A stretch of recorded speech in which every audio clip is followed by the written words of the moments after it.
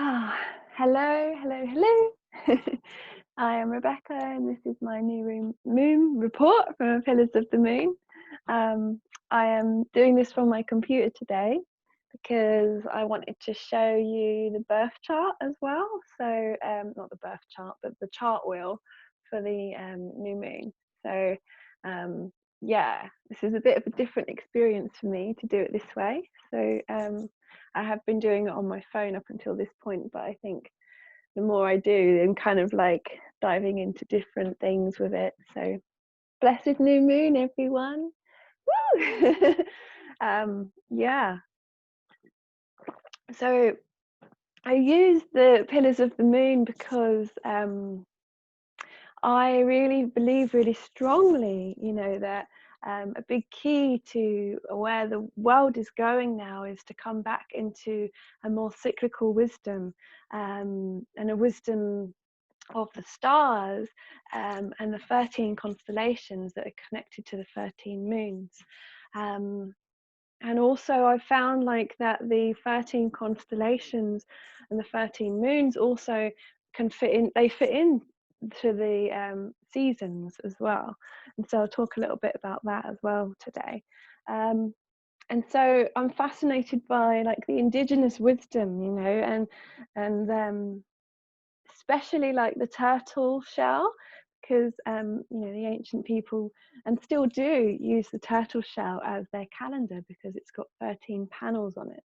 So I'm fascinated by that, and also like the Maori people especially, they look at the stars to dictate when their new year is, and that's when Matariki or the Pleiades rise in the morning sky before the sun, and that represents their new year.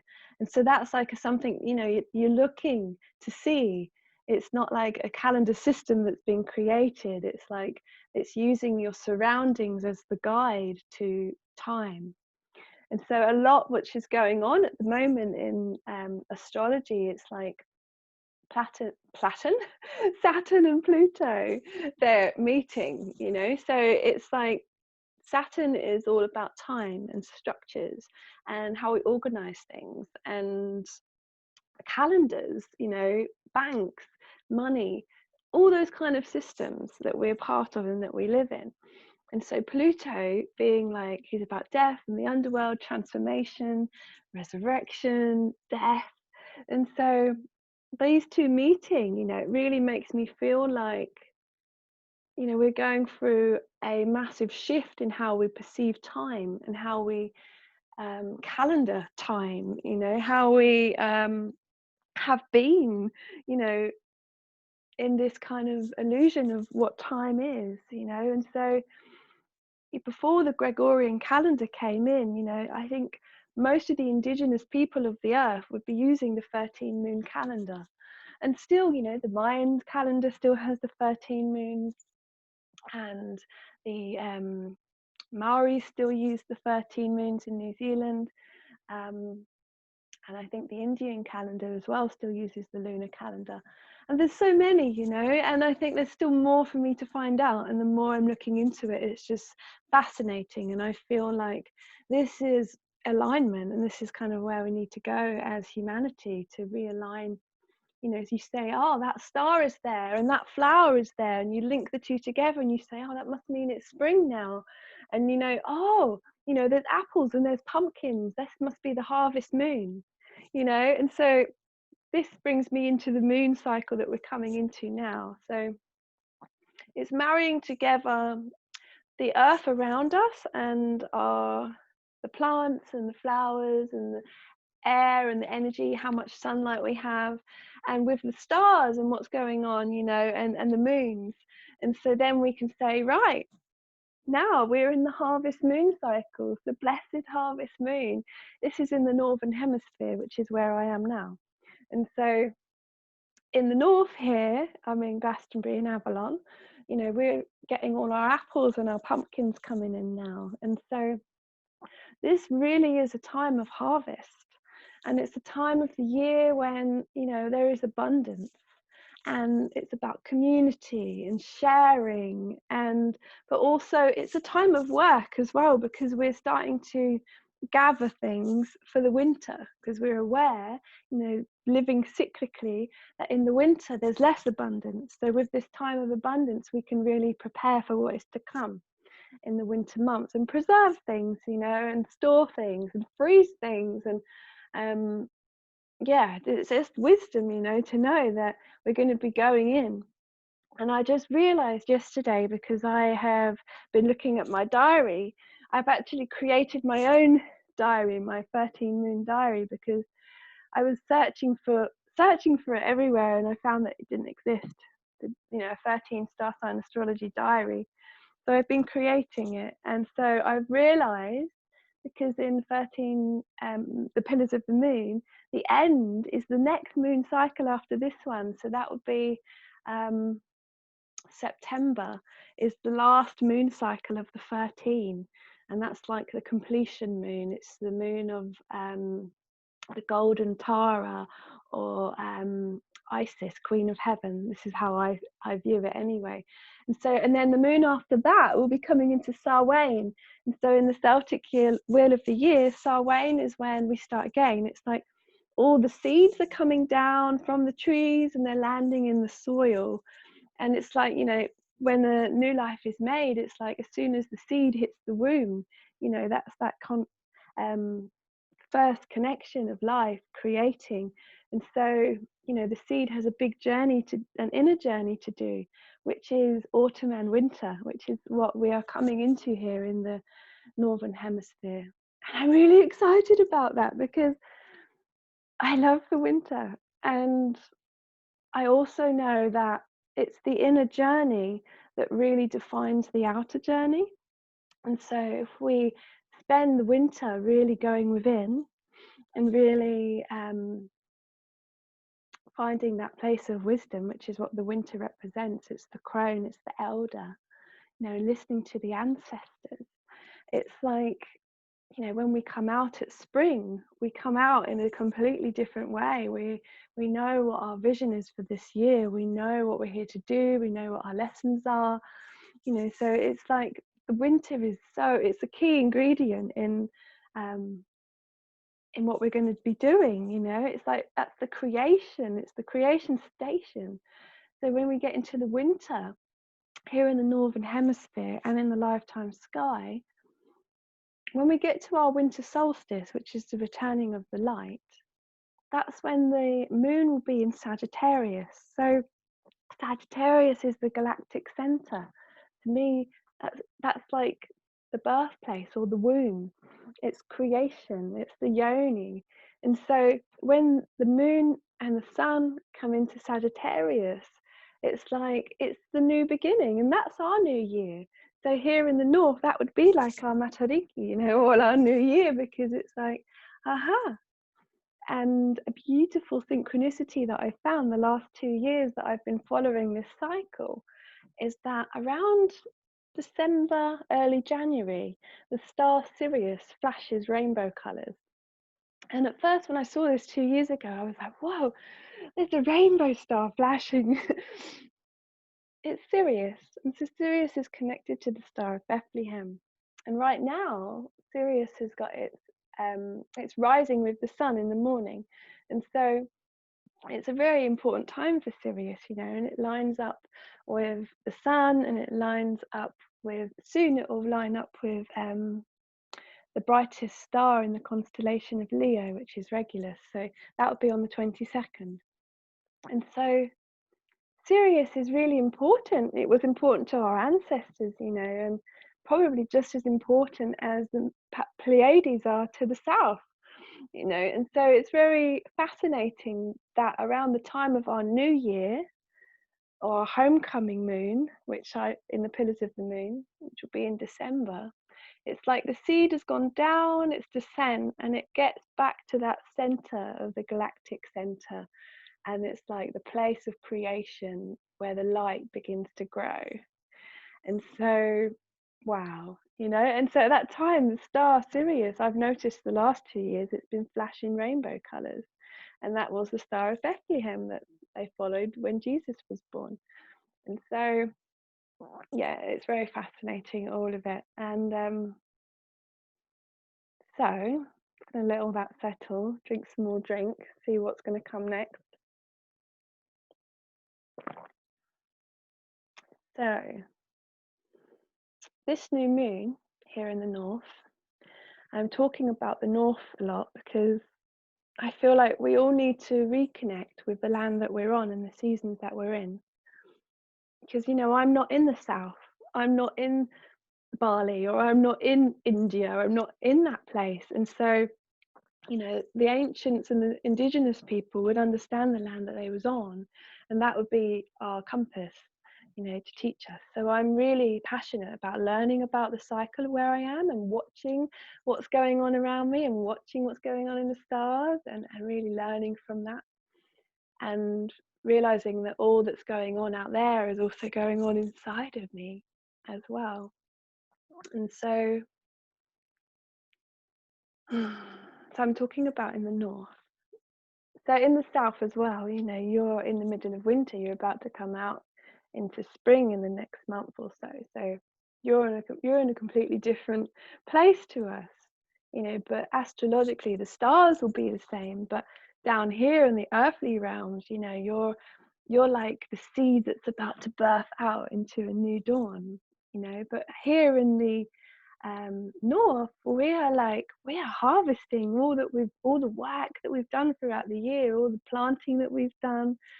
We're starting to reflect, we're starting to gather, community, feasting, you know, celebration. It's like the time of real community and coming together. And this is the end of summer, you know, it's warm. Well, it's supposed to be. England's not always that warm, but it's supposed to be, you know, the warmth at the end of summer and that fire energy, which is connected to the lion. So in astrology, 13 star sign astrology that I use, the new moon will be in the sign of Leo, which is the lion, which is a fire sign. And so the lion is about community, you know, it's about the pride, it's about the group, it's about working together, it's about leadership and courage and creativity. So this is a really beautiful time for all of those things, and to share all of the food, you know, like a lion when it catches its dinner, it shares it with the whole pride. And so this is like the consciousness of what needs to come in now, especially as, you know, on the 22nd, the sun is coming into conjunction with the heart of the lion, or Regulus, the brightest star in the lion. And so, you know, this is like really important to communicate this, because Mercury's there too. I'm just going to share the screen with you so that you can see. Where are you? Leo sun here. So you can see there, hopefully, this is on the 22nd of August. This is the constellation Leo. This is the sun, and Mercury's there, and it's right over the brightest star in Leo, which is Regulus, which is over its heart. So you can see that there. So that's on the 22nd. And so that's a really important day, you know, to be gathering as community, to share what we've received and the abundance that we have, and the gifts that we've, you know, dropped in throughout the year. So yes, that would be on the 22nd. Hello, I'm back. And then I just want to share with you as well, just to show here just how close you see Mercury is here and the sun. And so this is a massive conjunction, you know, and Mercury is all about communicating. So we want to communicate for the community. We want to communicate our creativity and our fire and our expression and our passion and our desires. And this is all about communicating in community and sharing that lion-hearted wisdom. So yeah, I'm just going to stop sharing that screen now. Hello again. And so now I'm just going to bring up the chart wheel for the new moon, hopefully, if I can find it. There she is. Right, here we are. So me just zoom in a little bit. So this is the 13 star sign astrology wheel for the new moon. And so in 13 star sign astrology, we have 13 signs. So you can see the wheel goes 13 all the way around. And then on the inside here, we have the houses. And you can see that number 9 is actually really small. And that's because the constellation of Scorpio is very small. And the constellation of Virgo is huge. Like if you look at Virgo, where is she? Over here. Like, boo, she takes up a lot of the space in the sky. So 13 star sign astrology is, it really uses the correct measurements of the constellations in the sky. So Virgo season is actually quite a long season, and there's normally 2 new moons in Virgo when we get into Virgo season, which is coming up after Leo, obviously. So looking at the chart, I just wanted to really bring up a lot of this 22 energy, because we've got Jupiter here in Sagittarius at 22 degrees, the MC, which is like the midpoint in the sky at 22 degrees of Sagittarius. Over here, we've got Neptune at 22 degrees in Aquarius. Lilith, Black Moon Lilith, is at 13 degrees in Pisces. I'll talk more about that in a moment. And 33 degrees is Mars in Pisces. This is all to the true lifetime sky. And I love looking at the numbers, you see, because I love numbers too. And so, yeah, those are master numbers, 33, 22. There's lots of that, and so 22 has been a massive number this year, throughout the year. And it's 2020 this year, which is, it's got the 22 in it. And so the 22 is the number of sacred to Mary Magdalene. It's the number that is connected to sacred union consciousness. And so I feel a lot of what's being anchored this year through the sky and through the stars and all the alignments is connected to the 22 frequency, which is Magdalene and Yeshua consciousness, the sacred union consciousness, the rose lineage, the Venus consciousness. This is the golden earth, the golden age is being anchored now. And I feel that so strongly. And this is why we have the 22 over and over again, like all throughout the year. It keeps popping up. So just watch for the synchronicities of the 22 and see if it is really, you're noticing it a lot in your life as well. Also, yeah, it's like, it feels like, when things repeat over and over again, it's like anchoring something in. It's like a real strong message of this is important, pay attention to this. And so it feels like, that the upper world and lower world, as above, so below, Star of David, the upper triangle and the lower triangle, it's like, as above, so below, as above, so below. Keep repeating that, what we're being shown in the stars happening down here on the earth. And so if the 22 frequency is like boom, boom, boom up in the stars, we're being invited down here in this earthly body to embody the wisdom of the sacred union within ourselves, and also in partnership. So we might be coming into union with our soul mate, our twin flame, if you want to call them that. At this time, there'll be lots of unions coming together, and there will be lots of children being born under this frequency as well, because they are anchoring this golden age of the sacred union. And Venus has just started her new 8-year cycle, and she started it in Taurus, which is, the Taurian and the love and the sensuality and the beauty. It's also connected to Venus. Venus and Taurus, that they go together, so it's really yummy. I feel this real love frequency rippling through me. And also, the north node of the moon, which is where we're collectively going, is in Taurus. You can see down here, this is the north node, also known as the dragon's head, is in Taurus. And so this is really important, what are we going towards as a collective?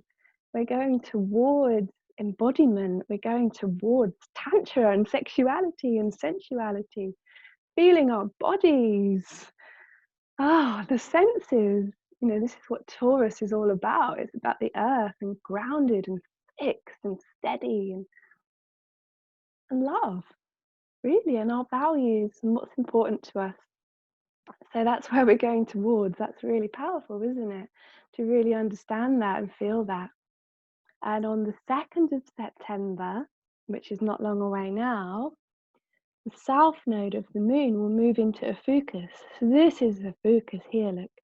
And so at the moment it's at Sagittarius, and it's going to move into Ophiuchus on the 2nd of September. And so that's massive, because Ophiuchus has been hidden from us, and much astrology now doesn't even recognize Ophiuchus still. We're still using 12 sign astrology in a lot of astrology. But, with 13th star sign astrology, we include Ophiuchus, of course. Ophiuchus is the descent, it's the Kundalini, it's Christ consciousness, it's the serpent energy. And so that when all that was hidden from us, when Ophiuchus was taken out of our horoscope or our chart wheel, that was around the time of all the witch burnings and everything. So when our south node comes into Ophiuchus, that's going to be, this is our karma, this is our past lives, this is all of the stuff that's trauma and what we've come in with collectively that we now need to move through.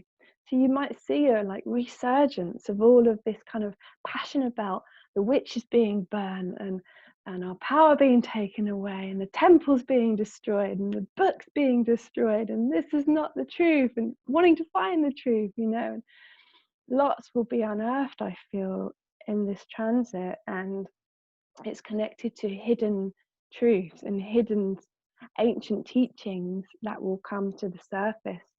A big message that I've received about this is that there's so much that's been hidden that's about to be brought to light. And so, from the 2nd of September, we're going to be moving into the south node of Ophiuchus and all of that coming up. So just really feel what that feels like for us, and what our part of the story is. And many of us probably have ancestors from the lineage of witches and shamans and healers and herbalists. I certainly do. So definitely, hold that in. We might get a lot of grief coming up around that, and so it's really important to feel that. I want to talk just about Lilith as well, because if you look over here, Lilith is right next to Chiron in Pisces, and so she's right over my sun in my chart at the moment, and she keeps coming back because she flips between signs. She's quite erratic, so she's been dancing between Pisces and Aries for some time now. So she keeps popping back over my sun in Pisces, and it's like but I know that she's there for my own transformation. She's calling me into my truth. She's calling me into my shadows. And this is the energy of Ophiuchus, it's the descent. And so, this is what we are going to be doing soon in the Northern Hemisphere, because when we finish, we come to the end of the cycle here, we go Leo, Virgo, Libra, and then poof, we're in Scorpio and we are dying and we are letting go and the leaves are falling down, the seeds are burying into the soil, and then we go down the serpent's tail of Ophiuchus into the womb of Sagittarius, and then into the wisdom keepers, Capricorn, Aquarius, and Pisces. And these are the most elder signs, and so this is the winter, and so really listening to that wisdom, and the Siberians and stuff, they'd use the mushrooms at this time. When they got to the womb, they would go and they would take the mushrooms to go into the stars and visit the elders and the ancestors who lived there, find this inner wisdom. And then they'd come back into the families and they would share the gifts of the ancestors. And so, this is what winter is about and what we're going to be coming into. And so that's amazing, isn't it? To think, this is the time of harvest. This is a time of reflection, of giving thanks and gratitude for all that we have received. and being wise about it and making sure that we are sharing it. And the animal that I connect with this time of year actually is the squirrel, because the squirrel is really wise. This is in England. I don't think you have squirrels anywhere else in the world, but the squirrel, he will collect all the nuts. He'll go and collect it all, you know, and then he'll bury it in the ground ready for the winter. And that's so clever, you know, and this is what we used to do before we had supermarkets and things. So I'm trying to come back into that awareness now that, you know, that's wisdom, you know, and that's kind of preparation and knowing that we are looking after ourselves through the months where there are less and where it's cold. So anyway, back to Lilith. Lilith is next to Chiron in Pisces. And so Pisces is like the collective unconsciousness, it's the infinite consciousness, it's psychic, it's everything, it's the ocean, watery everythingness. So Lilith being here in Pisces, it's like she's calling us into the ocean, calling us into our feelings, into our wounds, because she's right next to Chiron. You know, Chiron is the wounded healer. So it's like wants to heal the wounds of the collective. And so we're being called into this place, you know, we're being called to really look at all of our fears, because Lilith is like the guardian of our fears. So we're being called back into our fears, into like everything that scares us, all of our shadows.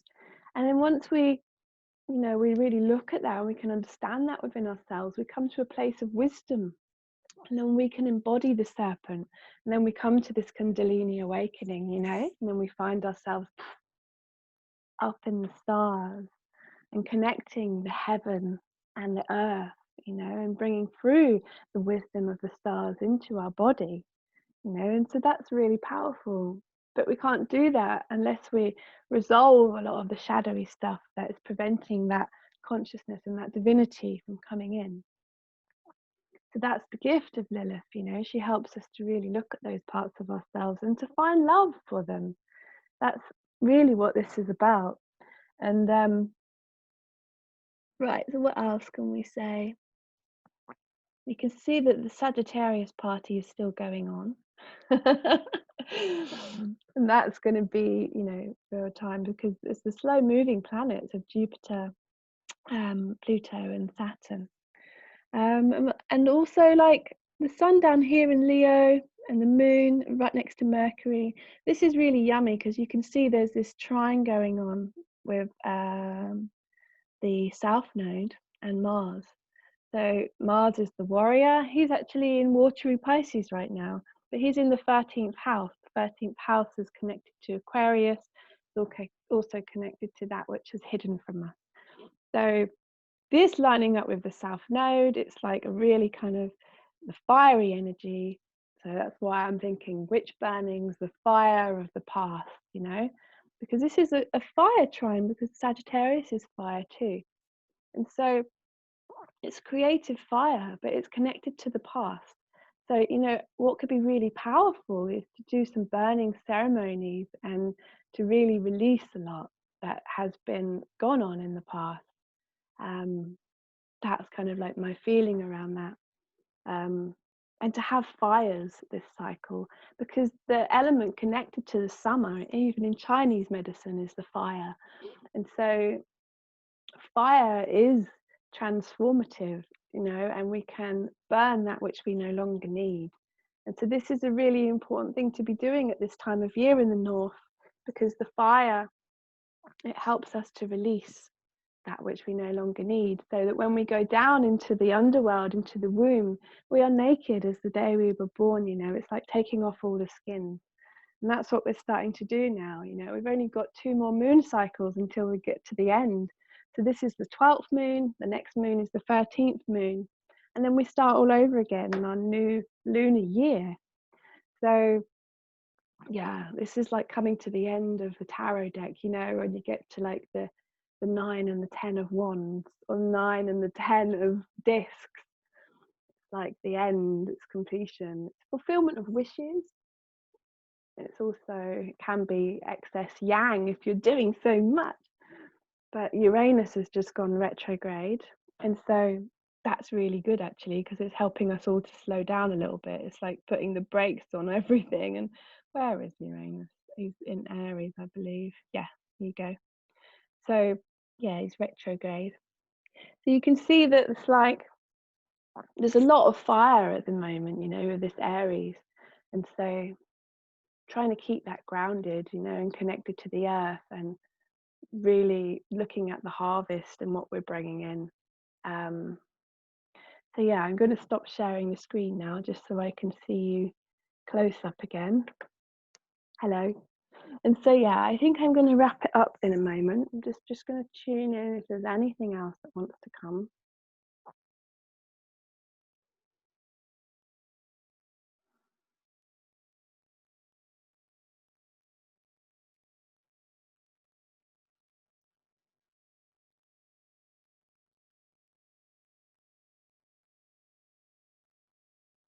Ask the land where you are to show you its wisdom.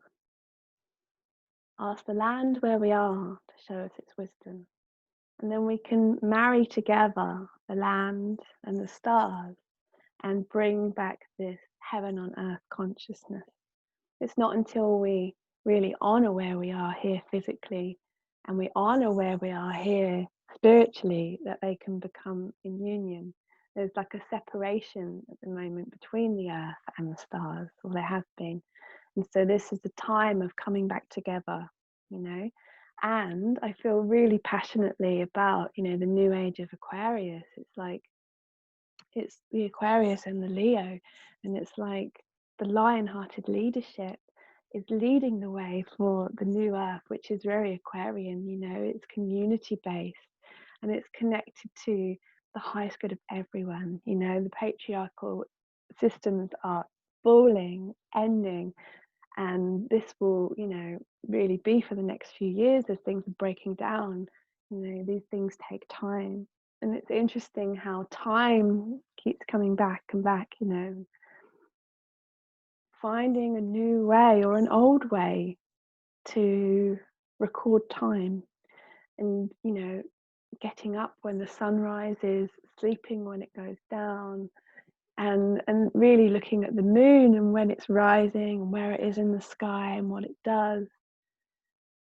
And, you know, getting some binoculars and seeing what stars are there, and things like that. That's what I'm doing, and I feel like I'm understanding myself from seeing what's going on in the stars and the earth. And that's what our ancestors would have done, you know. So this 12 calendar system, 12-month calendar system, you know, I feel like it will crash, and then we will go back to a lot of the old ways, the lunar calendar.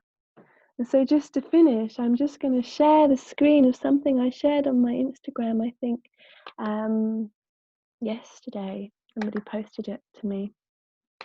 And it's this turtle shell. And so I feel this big resonance with the turtle. I was born on the day of the turtle in the lunar calendar. And so you can see here that the turtle shell has got 13 panels on it and 28 days around the side. 13 moons and 28 days on a turtle shell. This equals 364 days, plus 1 day of rest, same as the Mayan calendar.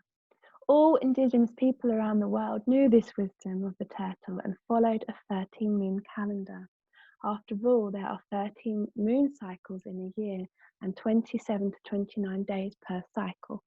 So this is why I've been creating my own diary, because I'm realizing a lot of the calendars that we use are incorrect.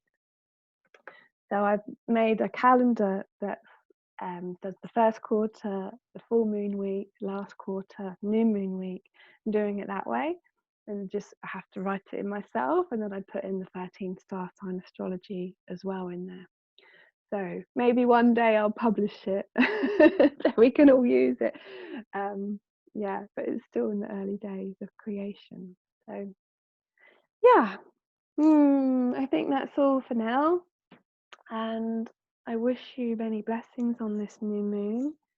Have lots of fires, eat lots of apples, and really enjoy this time of harvest here in the north. And for those of you who are in the south, you know, you're about to birth something out, like coming out of the soil, you know, so it's an amazing time for you as well. I really feel like the power of connecting to the land that we're on and where you're at in the cycle of where you're on. So yeah, all right, my loves, thank you for tuning in, thank you for supporting me. Please subscribe and follow if you love what I'm doing. I'll be back again at the full moon. All right, I love you. Mwah! Blessings. Bye.